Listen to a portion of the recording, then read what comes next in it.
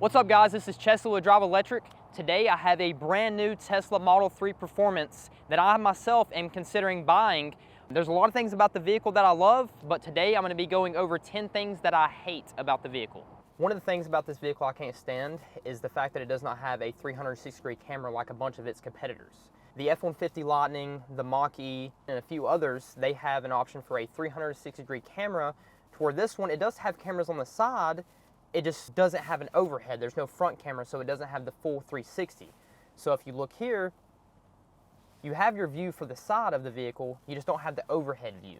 Although I do love this infotainment screen here, there are a few options that I feel like definitely should be a button.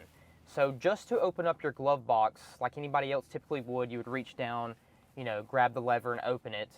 In this, you have to surf through the infotainment system and click on the glove box for it to open.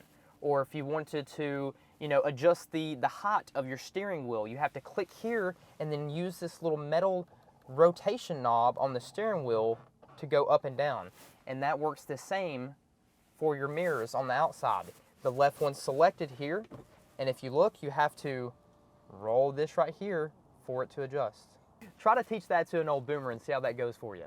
Another feature on this vehicle that I feel like should have been left in the past is the fact that the rear window does not go all the way down.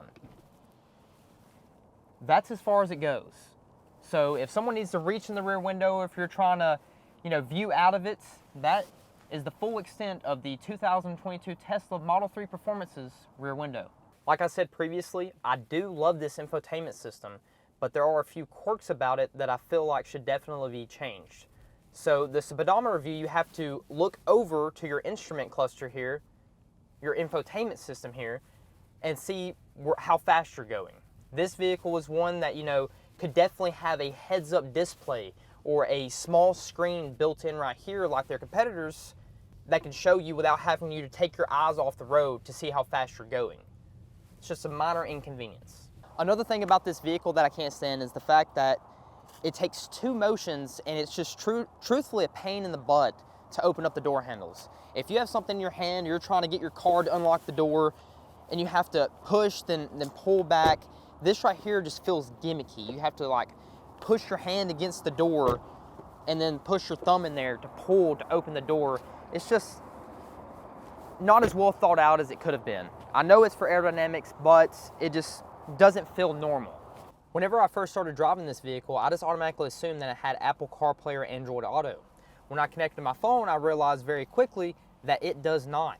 So one of the main features that I enjoy about Apple CarPlay is the fact that I can use my own navigation system. Me personally, I like to use Waze. So it shows me where the police are, shows me, if there's an accident on the side of the road, but specifically where the police are.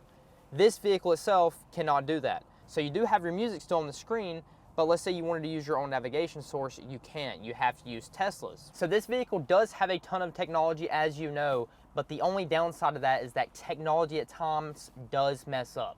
So Tesla themselves, there are no dealerships, there are no service departments. If anything were to mess up under this vehicle, yes, it would be covered under warranty, but I live in Alabama. The closest service center to me for this vehicle is all the way in Atlanta.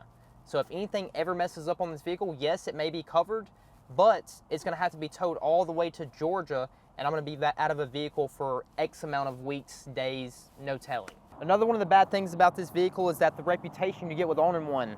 A lot of people think due to the fact that you own one, you're automatically a Fruit Loop. It's not the case. We're just using a vehicle the same way anybody else does to get from one place to another. We just get there significantly faster. Drive Electric.